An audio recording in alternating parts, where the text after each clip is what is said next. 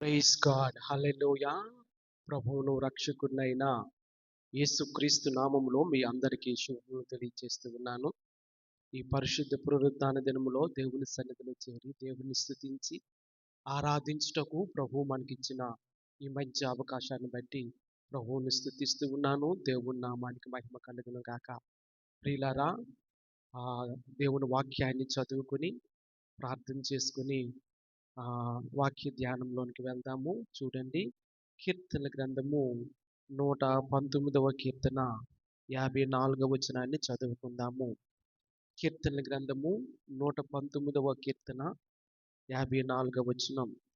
యాత్రికుడినైన నేను నా బసలో పాటలు పాడుటకు నీ కట్టడలు హేతువులాయను. ప్రార్థన చేసుకుందాము. పరిశుద్ధుడు అయిన తండ్రి, ప్రేమ కలిగిన ఆయన వందనాలు చెల్లిస్తూ ఉన్నాను. జీవం కలిగిన తండ్రి, జీవాధిపతి, కృతజ్ఞతలు చెల్లిస్తూ స్తుతిస్తూ ఉన్నాను. మహాగణుడా, మహోన్నతుడా, సర్వశక్తిమంతుడా, పరిశుద్ధుడా, వందనాలు చెల్లిస్తూ ఉన్నాను. ఈ పరిశుద్ధ పునరుత్థాన దినములో మీ పాద సన్నిధిలో చేరి మిమ్మల్ని స్తుతించి ఆరాధించుటకు మీరు మాకు ఇచ్చిన ఈ మంచి అవకాశాన్ని బట్టి వందనాలు చెల్లిస్తూ ఉన్నాను.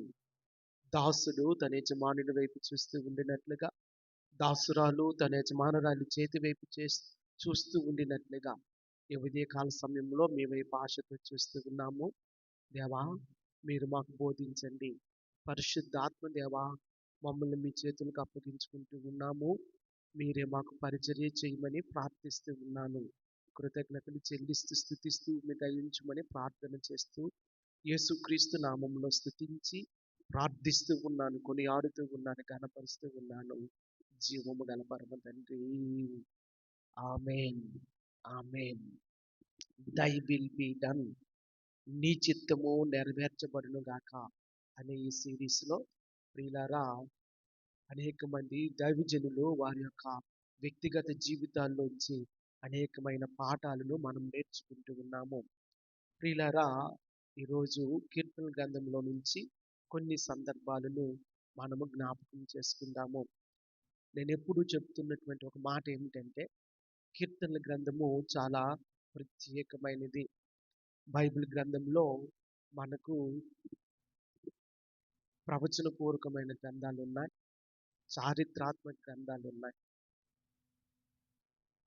చారిత్రాత్మక గ్రంథాల్లో ఒక మనుష్యుడు మరొక మనుషునితో మాట్లాడే సందర్భాన్ని మనం చూస్తాం.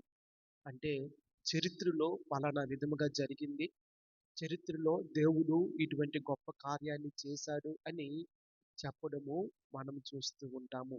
దేవుని నామానికి మహిమ కలుగును గాక. అలాగే ప్రవచనపూర్వకమైన గ్రంథాల్లో దేవుడు మనుషులతో చెప్పినటువంటి సంగతులు వ్రాయబడ్డం మనం చూస్తాము.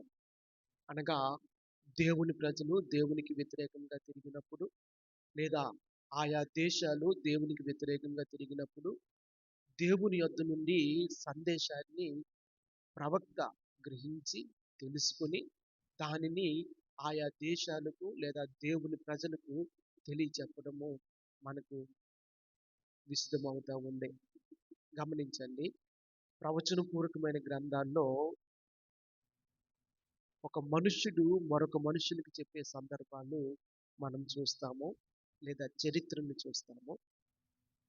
ప్రవచనపూర్వకమైన గ్రంథాల్లో దేవుడు మనుషులతో మాట్లాడిన సందర్భాలు చూస్తూ ఉంటాము. కానీ కీర్తనల గ్రంథంలో చాలా ప్రాముఖ్యమైనటువంటి సంగతి ఏంటంటే, ఇది మనుష్యుడు దేవునితో మాట్లాడిన మాటలుగా మనం చెప్పుకుంటూ ఉన్నాం. మనుషునికి తనకు కలిగిన బాధలో, శ్రమలో, ఇరుకులో, ఇబ్బందిలో, తనకు కలిగిన సంతోషంలో దేవుణ్ణి స్తుతించి, దేవుణ్ణి ప్రార్థించి, దేవుణ్ణి ఆరాధించే సందర్భాలు కీర్తనల గ్రంథంలో మాత్రం మనకు కనబడతాయి. అందుకే కీర్తనల గ్రంథం అనేది ఎంతో ప్రాముఖ్యమైనదని నేను చెప్తూ ఉంటాను. మనందరికీ తెలుసు, దైవజనుడు మార్టిన్ లూథర్ గారు సంఘ సంస్కర్త.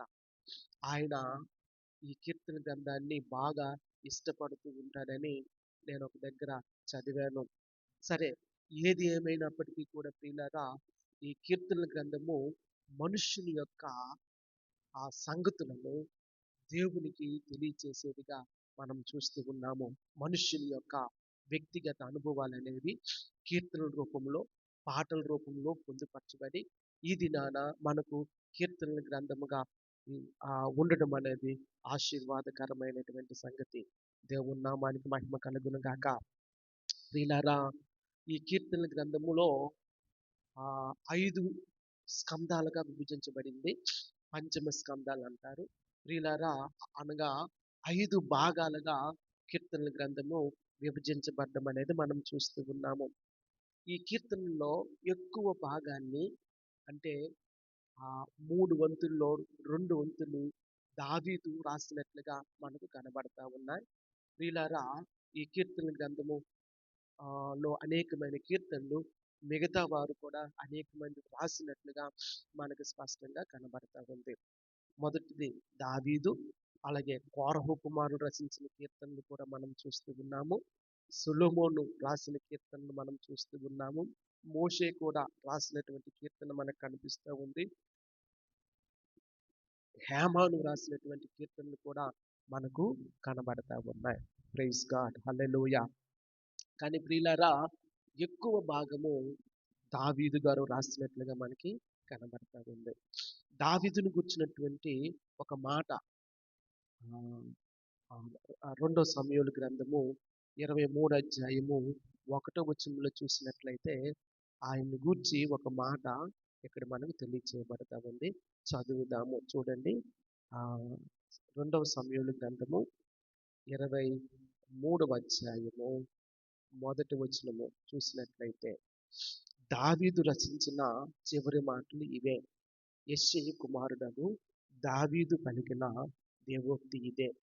యాకోబు దేవుని చేత అభిషిక్తుడై మహా ఆధిపత్యము నొందిన వాడును, ఇశ్రాయేలీయుల స్తోత్ర గీతములను మధురగానము చేసిన గాయకుడునగు దావీదు పలికిన దేవోక్తి ఇదే. దావీదును గురించి చెప్పబడినటువంటి ఒక సంగతి ఏంటంటే ఆయన మధుర గాయకుడు. నిజమే, దావీదు చిన్నతనంలో నుంచి దేవుణ్ణి స్తుతించి ఆరాధన చేస్తూ ఉండేవాడు. మనందరికీ తెలుసు, దావీదు గొర్రెల కాపరి. ఆయన తన మందలను మేపించుకుంటూ ఏ చెట్టు క్రిందనో లేదా ఏదో ఒక స్థలంలో, ఏ కొండ మీదో ఉంటూ దేవుణ్ణి స్తుతించి తన దగ్గర ఉన్నటువంటి ఆ యొక్క చిన్న సితారా లాంటి ఆ వస్తువుని తీసుకొని, ఆ పరికరాన్ని తీసుకొని దేవుణ్ణి స్తుతిస్తూ ఉండేవాడు. అందుకే బహుశా దేవుడు ఆయన్ని బాగా ఇష్టపడ్డాడేమో. ఎందుకంటే David was and worship God. దేవుణ్ణి ఆరాధిస్తూ ఉండేవాడు. దేవుడి యొక్క ఆరాధనను బట్టి బహుశా దేవుడు ఆయనను నా హృదయానుసారుడైన మనుష్యుడు అని పిలువబడి ఉన్నట్లుగా మనకు అర్థమవుతా ఉంది. మరొక సంగతి ఏంటంటే దావీదు యొక్క చరిత్ర మనం చదవాలంటే సమూయేలు గ్రంథాన్ని లేదా రాజుల గ్రంథాన్ని చదివినట్లయితే, లేదా దినవృత్తాంతాల గ్రంథాన్ని చదివినట్లయితే దావీదు యొక్క చరిత్ర మనకు కనబడతా ఉంటుంది. ఆయన నేపథ్యం ఏంటి, ఆయన కుటుంబము పరిస్థితి ఏంటి, ఆయన ఏ విధముగా గొల్యాతును సంహరించాడు, ఆయన ఏ విధముగా రాజుగా స్థిరపరచబడ్డాడు, రాజైన తర్వాత ఆయన పొందిన శ్రమలేంటి, రాజైన తర్వాత ఆయన ఎటువంటి శ్రమను అనుభవించాడు, ఈ సంగతులన్నీ కూడా మనకు సమూయేలు గ్రంథము, రాజుల గ్రంథము, దినవృత్తాంతాల గ్రంథంలో మనము చదువుతాము. కానీ కీర్తనల గ్రంథం చదివినప్పుడు మాత్రము దావీదు యొక్క వ్యక్తిగత జీవితం మనకు అర్థమవుతూ ఉంది. నువ్వు దావీదు యొక్క వ్యక్తిగత జీవితాన్ని తెలుసుకోవాలి అనుకున్నట్లయితే కీర్తనల గ్రంథాన్ని చదవాలి. ఆయన దేవుని ఎదుట ఎంతగానో తను తాను తగ్గించుకున్నట్లుగా, దేవుని ఎదుట ఎంతగానో తన పాపాన్ని ఒప్పుకున్నట్లుగా దేవుని వాక్యంలో మనం చూస్తూ ఉన్నాము. అవును, దావీదు రాజు అయిన తరువాత ఆయన పాపం చేయడం మనందరికీ తెలిసిందే. కానీ ఆయన పశ్చాత్తాపడిన సంగతి 51వ కీర్తనలో మనకు కనబడతా ఉంది. ఆయన ఏ విధముగా పశ్చాత్తాపడ్డాడు, ఏ విధముగా సరిచేయబడ్డాడో ఆ సంగతి మనకు అర్థమవుతా ఉంది. కనుక దావీదు యొక్క వ్యక్తిత్వం మనం తెలుసుకోవాలనుకున్నట్లయితే కీర్తన గ్రంథములో మనకు చాలా స్పష్టముగా ఆయన వ్యక్తిత్వము, ఆయన గుణము మనకు కనబడతా ఉంది. దేవుని నామానికి మహిమ కలుగును గాక. ప్రియులారా, ఈ కీర్తన గ్రంథములో అనేకమైన సందర్భాలు ఉన్నాయి, అనేకమైన విషయాలు ఉన్నాయి, అనేకమైన కాన్సెప్ట్స్ అని ఉన్నాయి. దేవుని యొక్క ఆ, ఆరాధించే విధానాన్ని గురించి, దేవుని యొక్క ఆ, కనికరాన్ని గురించి, దేవుని యొక్క కృపను గురించి, దేవుని యొక్క ఆ, రక్షణను గురించి అనేక సందర్భాలు మనము కీర్తన గ్రంథంలో చదువుతూ ఉంటాం. కానీ ఈ ఉదయకాల సమయంలో ఒక 3 సందర్భాలను నేను మీకు జ్ఞాపకం చేయాలని ఆశపడతా ఉన్నాను. ప్రియులారా, ఈ కీర్తన గ్రంథంలో మెస్సియా కీర్తనలు అని ఉన్నాయి. అంటే మన ప్రభు, మన రక్షకుడైనటువంటి యేసుక్రీస్తు ప్రభువాన్ని గురించినటువంటి సంగతులు ముందుగానే ప్రవచన పూర్వకంగా కీర్తనల గ్రంథంలో తెలియచేయబడటం అనేది మనం చూస్తూ ఉన్నాము. వాటినే మెస్సియా కీర్తనలని కూడా అంటారు. కనుక యేసుక్రీస్తు ప్రభువారి యొక్క పుట్టుక, యేసుక్రీస్తు ప్రభువారి యొక్క మరణము, భూస్థాపనము, పునరుత్థానము, ఆరోహణము, ఆగమనము, ఇవన్నీ కూడా కీర్తన గ్రంథంలో పొందుపరచబడి ఉన్నాయని, ప్రవచన పూర్వకముగా యేసుక్రీస్తు ప్రభువారిని గురించినటువంటి సంగతులు ఇందులో దాచబడి ఉన్నాయని మరొకసారి నేను మీకు జ్ఞాపకం చేస్తూ ఉన్నాను. చదువుదాము ఒక మాట. కీర్తన గ్రంథము 2వ కీర్తన 7వ వచనము. కట్టడను నేను వివరించదను, యెహోవా నాకిలాగు సెలవిచ్చెను, నీవు నా కుమారుడువు, నేడు నిన్ను కనియున్నాను. దేవుని నామానికి మహిమ కలుగును గాక. ప్రియులారా, ఇది మెస్సియా కీర్తనగా మనం చెప్పుకుంటూ ఉన్నాము. ఇదిగో దేవుడు అంటూ ఉన్నాడు 6వ వచనంలో, నేను నా పరిశుద్ధ పర్వతమైన సియోను మీద నా రాజును ఆసీనునిగా చేసి ఉన్నాను. ఆయన ఆసీనునిగా చేసి ఉన్న రాజు ఎవరో కాదండి, మన ప్రభువు, మన రక్షకుడు యేసుక్రీస్తు ప్రభువారు. ప్రవచన పూర్వకంగా చెప్పబడిన మాట. కట్టడను నేను వివరించదను, యెహోవా నాకిలాగు సెలవిచ్చెను, నీవు నా కుమారుడువు, నేడు నిన్ను కనియున్నాను. అవును ప్రియులారా, ఆయన కుమారుని యొక్క పుట్టుక ఇదిగో మనకిక్కడ స్పష్టంగా కనబడతా ఉంది. తండ్రి అయిన దేవుడు, కుమారుడైన దేవుడు, పరిశుద్ధాత్ముడైన దేవుడు మనకు తెలుసును గనక, ప్రియులారా, ఇక్కడ ఆయన కుమారునిగా యేసుక్రీస్తు ప్రభువారిని గుర్చినటువంటి సంగతి మనం చూస్తూ ఉన్నాము. ఇది ఆయన పుట్టుకను గుర్చినటువంటి సంగతిగా మనం చెప్పుకోవచ్చు. అందుకే ఆ 12వ వచనంలో ఆయన ఈ విధముగా బోధిస్తూ ఉన్నాడు. ఆయన కోపము త్వరగా రగులుకొనును, కుమారుని ముద్దు పెట్టుకొనిడి, లేని ఎడల ఆయన కోపించును. కుమారుణ్ణి ముద్దు పెట్టుకోవాలని, హత్తుకోవాలని, ఆనుకొని ఉండాలని, ఆయన యందు విశ్వాసం ఉండాలని ఇక్కడ దేవుని వాక్యం మనకు బోధిస్తూ ఉంది. కనుక ప్రియులారా, ఆయన కుమారుడై ఉన్నాడు. ఆయన యుగములకు పూర్వమును, ఇప్పుడు సర్వయుగములను మహిమ, ఘనత, ప్రభావములు ఆయనకు చెందవలసి ఉన్నదనే సంగతిని మరొకసారి మనం జ్ఞాపకం చేసుకుందాము. కనుక ఆయన కుమారుడు, ఆయన పుట్టుకుని గుర్చినటువంటి సంగతి ఇక్కడ మనకు కనబడతా ఉంది. అలాగే ఈ కీర్తన గ్రంథంలో నాకు నచ్చినటువంటి మరొక ప్రాముఖ్యమైన సంగతి ఏంటంటే, మనుష్యుని పట్ల దేవుని యొక్క ఉద్దేశము. మనుషుని పట్ల దేవుని యొక్క ఉద్దేశము. 8వ అధ్యాయం చదివినట్లయితే ఈ విధముగా మనకు కనబడుతూ ఉంది. యెహోవా మా ప్రభువా, ఆకాశములో నీ మహిమను కనపరచువాడా, భూమి యందంతటా నీ నామము ఎంత ప్రభావము గలది. అవును, ఈ భూమి యందంతటా ఆయన నామము ఎంతో ప్రభావము గలది అనే సంగతిని మనము జ్ఞాపకం చేసుకుందాము. దేవుని నామానికి మహిమ కలుగును గాక.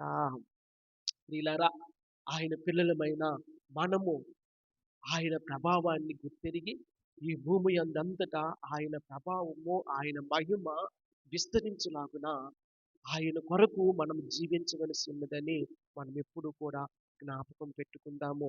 2వ వచనంలో చూసినట్లయితే, శత్రువులను పగ తీర్చుకుని వారిని మాన్పివేయుటికై నీ విరోధులను బట్టి బాలుర యొక్కయు చంటి పిల్లల యొక్కయు స్థుతుల మూలమున నీవు ఒక దుర్గమును స్థాపించి ఉన్నావు. ఎస్, బాలుర యొక్కయు చంటి పిల్లల యొక్కయు అనగా ఆయన పిల్లలమైన మనమే.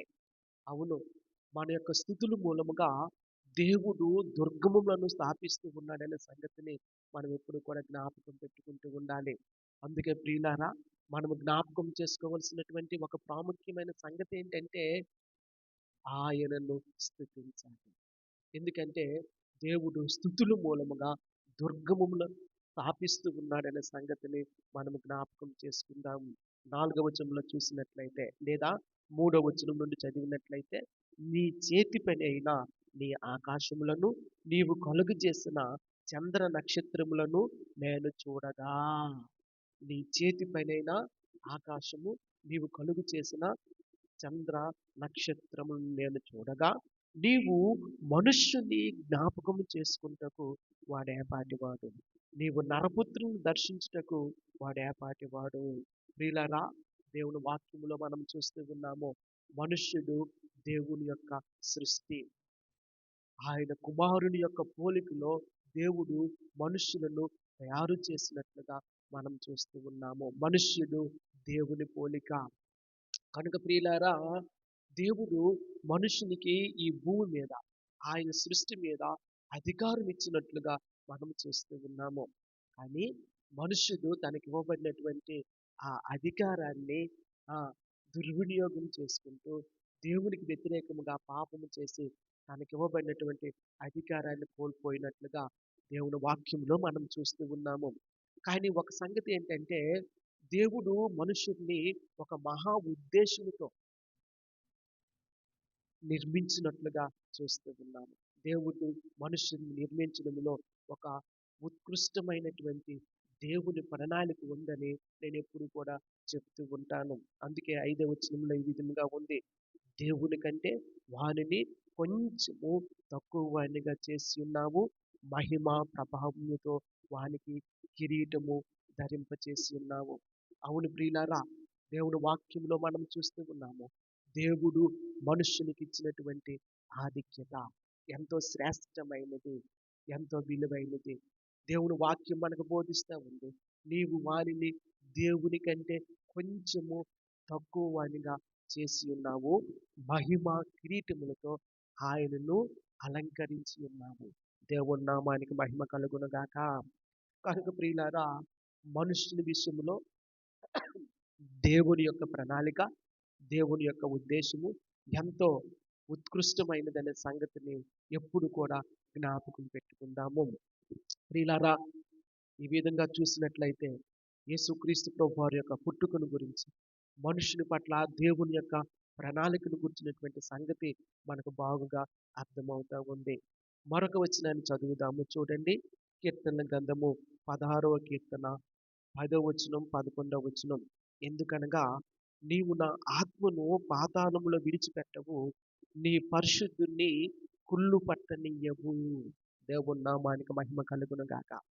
ప్రియులారా, మనం చదువుకున్నాము, దేవుడు మనుషుల్ని ఎంతో ఉత్కృష్టమైనటువంటి ఉద్దేశంతో, ఎంతో మంచి ప్రణాళికతో నిర్మించినట్లుగా మనం చూస్తూ ఉన్నాము.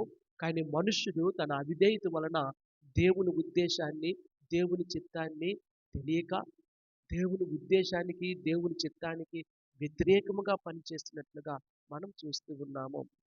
వ్యతిరేకముగా ఆయన ప్రవర్తించినట్లుగా మనం చూస్తూ ఉన్నాము. కానీ ప్రియులారా, దేవుడు మనుషుల్ని విడిచిపెట్టలేదు. ఎందుకంటే ఆయన కుమారుడు మన కొరకు మనుష్య రూపంలో రావడం అనేది మనం చూస్తూ ఉన్నాము. అందుకే 2వ కీర్తనలో మనం చదువుకున్నాము, నీవు నా కుమారుడువు, నేడు నేను నిన్ను కనియున్నాను అని దేవుడే తన కుమారుని గురించి సాక్ష్యం ఇచ్చినట్లుగా మనం చూస్తూ ఉన్నాము. ప్రియులారా, దేవుని వాక్యములో మనందరికీ తెలుసు, ఆయన మానవ అవతారిగా ఈ లోకములో అవతరించి మనుషునిగా 33.5 సంవత్సరములు ఈ భూమి మీద జీవించి తను సిలువులో యాగమై రక్తాన్ని కార్చి రక్షణ కార్యాన్ని నెరవేర్చినట్లుగా మనందరికీ తెలుసు. ప్రియులారా, 16వ అధ్యాయం 10వ వచనంలో ఈ విధముగా తెలియచేయబడతా ఉంది. ఎందుకనగా నీవు నా ఆత్మను పాతాళములో విడిచిపెట్టవు, నీ పరిశుద్ధిని కొల్లు పట్టనీయవు. ఆయన మరణించాడు, భూస్థాపనం చేయబడ్డాడు, కానీ ఆయన కుళ్ళు పట్టలేదు అని దేవుని వాక్యము ప్రవచన పూర్వకముగా ముందుగానే మనకు తెలియచేస్తా ఉంది. దేవుని నామానికి మహిమ కలుగును గాక. అవును ప్రియులారా, ఆయన కుళ్ళు పట్టనీయలేదు, లేదా ఆయన పునరుత్థానుడైనట్లుగా మనం చూస్తూ ఉన్నాం. యేసుక్రీస్తు ప్రభు వారి యొక్క పుట్టుక 2వ కీర్తనలో మనకు కనబడతా ఉంది. 8వ కీర్తనలో మనుష్యుని యొక్క ఆ ఆధిక్యత మనకు కనబడతా ఉంది. అయితే దేవుడు మనుష్యునికి ఆధిక్యత ఇచ్చిన ఆ ఆధిక్యతను మనుష్యుడు నిలువపెట్టుకోలేక పాపం చేసి ఉన్నాడు కనుక మనుష్యుని కొరకు ప్రాయశ్చిత్తముగా దైవ కుమారుడే ఈ భూమి మీద అవతరించినట్లుగా మనం చూస్తూ ఉన్నాము. ఆయన సిలువలో మరణించి రక్తాన్ని కార్చి రక్షణ కార్యాన్ని నెరవేర్చినట్లుగా మనం చూస్తూ ఉన్నాము. ఆయన మరణించి భూస్థాపనం చేయబడి కుళ్ళు పట్టబడక పునరుత్థానుడైనట్లుగా మనం చూస్తూ ఉన్నాము. ఈ మాట ఆయన పునరుత్థానాన్ని గురించి అని మనం చెప్పుకోవచ్చు. ఎందుకనగా నీవు నా ఆత్మను పాతాళములో విడిచిపెట్టవు, నీ పరిశుద్ధుని కుళ్ళు పట్టనీయవు. 11వ వచనం, జీవ మార్గమును నీవు నాకు తెలియజేసేదవు, నీ సన్నిధిని సంపూర్ణ సంతోషము కలదు, నీ కుడి చేతిలో నిత్యము సుఖములు కలవు. దేవుని నామానికి మహిమ కలుగును గాక. జీవ మార్గాన్ని నీవు నాకు తెలియజేసేదవు. యేసే మార్గము సత్యము జీవమై ఉన్నాడు. ఆయన యందు మనకు సంతోషం ఉంది, ఆయన యందు మనకు ఆ మేలు ఉంది, ఆయన యందు మనకు నిత్యము సుఖము ఉందనే సంగతిని మనము జ్ఞాపకం పెట్టుకుందాము. ఎందుకంటే అటువంటి రక్షణ కార్యాన్ని ప్రభువే మన కొరకు చేసి ఉన్నాడని మరొకసారి నేను మీకు జ్ఞాపకం చేస్తూ ఉన్నాను. ప్రియులారా, చివరగా మరొక మాటను కూడా మనం చూద్దాము. చూడండి, కీర్తనల గ్రంథము 110వ కీర్తన మొదటి వచనం నుండి చూసినట్లయితే అక్కడ ఒక మాట మనకు కనబడతా ఉంటది. చదువుదాము. కీర్తనల గ్రంథము 110వ కీర్తన మొదటి మాటను మనం చదువుదాము. ఈ విధముగా ఉంది. ప్రభువు నా ప్రభువుతో సెలవిచ్చిన వాక్కు, నేను నీ శత్రువులను నీ పాదములకు పీఠముగా చేయు వరకు నా కుడి పార్శ్వమున కూర్చుండుము. దేవుని నామానికి మహిమ కలుగును గాక. ప్రభువు నా ప్రభువుతో సెలవిచ్చిన వాక్కు, నేను నీ శత్రువులను నీ పాదములకు పీఠముగా చేయు వరకు నా కుడి పార్శ్వమున కూర్చుండుము. ప్రియులారా, ఈ మాట దావీదు పరిశుద్ధాత్మ పూర్ణుడై రాసినట్లుగా కూడా మనం చెప్పుకోవచ్చు. కీర్తనకారుడు యొక్క ఈ ఉద్దేశం అనేది, లేదా ఈ మాట అనేది క్రొత్త నిబంధనలో కూడా అనేక సార్లు దీనిని కోట్ చేసినట్లుగా, క్రోడీకరించినట్లుగా మనకి తెలుస్తూ ఉంది. ప్రియులారా, దేవుని వాక్యములు ఇక్కడ మనం చూస్తూ ఉన్నాము. ప్రభువు నా ప్రభువుతో చెప్పినటువంటి మాట. ప్రభువు అనగా తండ్రి అయిన దేవుడు, నా ప్రభువు అనగా కుమారుడైన దేవుడు. లేదా ప్రియులారా, ఇక్కడ చూసినట్లయితే తండ్రి అయిన దేవుడు కుమారుడైన దేవునితో చెప్పుచున్నటువంటి సంగతి ఏంటంటే, నేను నీ శత్రువులను నీ పాదములకు పీఠముగా చేయు వరకు. అవును, మనందరికీ తెలిసినటువంటి ఒక సంగతి ఏంటంటే, దేవుని కుమారునికి ఒక శత్రువు ఉన్నాడు. దేవుని సంగమా, ఈ సంగతిని బాగా జ్ఞాపకం చేసుకోవాలని నేను కోరుతూ ఉన్నాను. దేవుని కుమారునికి ఒక శత్రువు ఉన్నాడు. వాని పేరు అపవాది. గడిచిన వారంలో మనం చెప్పుకున్నాము, అపవాదైనటువంటి సాతానుడు ఎవరిని మృంగుదునని గర్జించి సింహం వలె తిరుగుతూ ఉన్నాడు. వాడు దేవుని ఎదుటికి వెళ్ళి తన సహోదరుల మీద నేరము మోపుతూ ఉన్నాడు. ప్రియులారా, అటువంటి వాడు దేవుని కుమారునికి శత్రువుగా ఉండినట్లుగా మనం చూస్తూ ఉన్నాము. ప్రియులారా, దేవుని వాక్యములో మనం చూసినట్లయితే దేవుని యొక్క శత్రువైనటువంటి అపవాది దేవునికి వ్యతిరేకముగా పనిచేయడం అనేది మనం చూస్తూ ఉన్నాము. కనుక దేవుని యొక్క లేదా తండ్రి అయిన దేవుని యొక్క ఉద్దేశం ఏంటంటే తన కుమారుడైనటువంటి యేసుక్రీస్తు ప్రభు యొక్క శత్రువు ఓడించబడి తన కుమారుని యొక్క సింహాసనం యొక్క పాదములకు పీఠముగా వాడు చెయ్యబడాలి. దేవుని నామానికి మహిమ కలుగును గాక. ప్రియులారా, ఇది ఎంతో గొప్ప ఆత్మీయ సత్యమై ఉన్నది. ఈ సంగతిని సంఘము బాగుగా ఎరుగవలసినటువంటి అవసరత ఎంతైనా ఉందని ప్రభువు పేరట నేను మీకు జ్ఞాపకం చేస్తూ ఉన్నాను. దేవుని నామానికి మహిమ కలుగును గాక.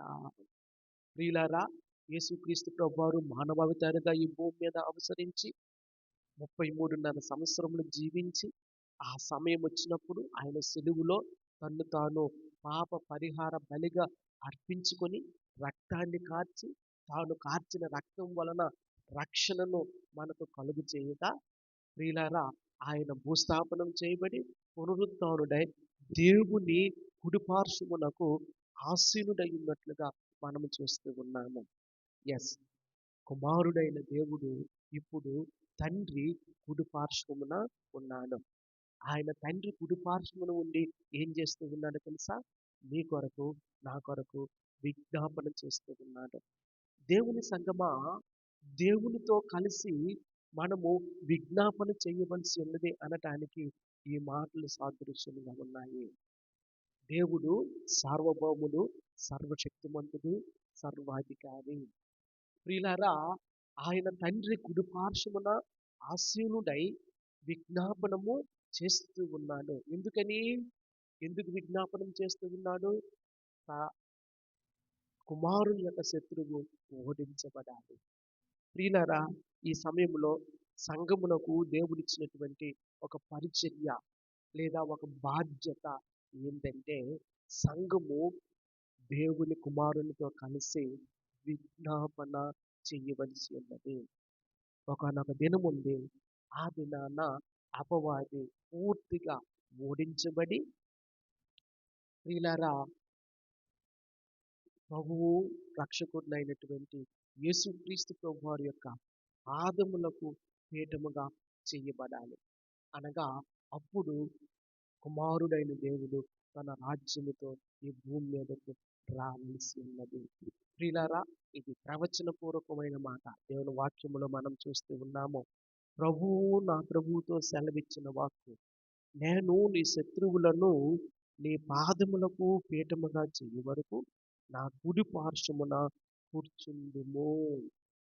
అవును, దేవుని సంగమా, ఆయన తన కుమారుని యొక్క శత్రువును ఓడించి తన కుమారుని యొక్క రాజ్యాన్ని ఆయనకిచ్చి ఈ భూమి మీదకు తిరిగి పంపించాలని, ఈ భూమి మీదకు గొప్ప అధికారముతో రాజ్యముతో దైవ కుమారుడు రావలసి ఉన్నది. కనుక దేవుని సంగమ మనము ప్రార్థన చేయవలసి ఉన్నది.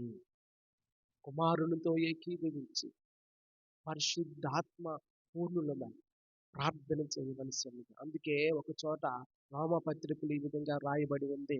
ఇదిగో, మీరు యుక్తముగా ఏ విధముగా ప్రార్థన చెయ్యాలో మీకు తెలియదు గనక ఉచ్చరింప సఖ్యము కాని మూలుగులతో ఆత్మే తానే మన పక్షముగా విజ్ఞాపనము చేయుచున్నాడు.